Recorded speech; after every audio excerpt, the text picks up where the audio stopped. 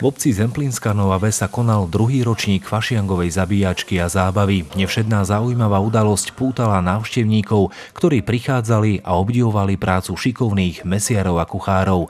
Mohli tak vidieť tradičnú zemplínsku zabíjačku, ktorá je jedinečná najmä kvôli opaľovaniu prasaťa slamou a natieraním tzv. Spudzou, teda popolom z vyhorenej slamy. Návštevníci mali možnosť nahliadnúť aj na postup prác pri príprave klobás, jaterníc a iných jedál podľa osvedčených receptov. Hodovanie a zábava gradovali a vyvrcholili na večernej fašiangovej veselici, ktorú slávnostne otvoril starosta obce Michal Šlepkovský. Vo svojom príhovore privítal všetkých hostí, účinkujúci a taktiež poďakoval najmä skupine mladých ľudí, dobrých priateľov, ktorí dali podnet, sami zorganizovali a aj zrealizovali všetky práce potrebné na vydarený a dôstojný priebeh podujatia, plného gastronomických, kultúrnych zážitkov, tak počas prvého, ako aj počas druhého ročníka fašiangovej zabíjačky. O nádherný kultúrny zážitok sa postarali tancom a piesňami folklórny súbor Lelia a folklórna skupina Furmane z Trebišova, rovnako aj miestne folklórne skupiny Kličenovčanka a Jarina.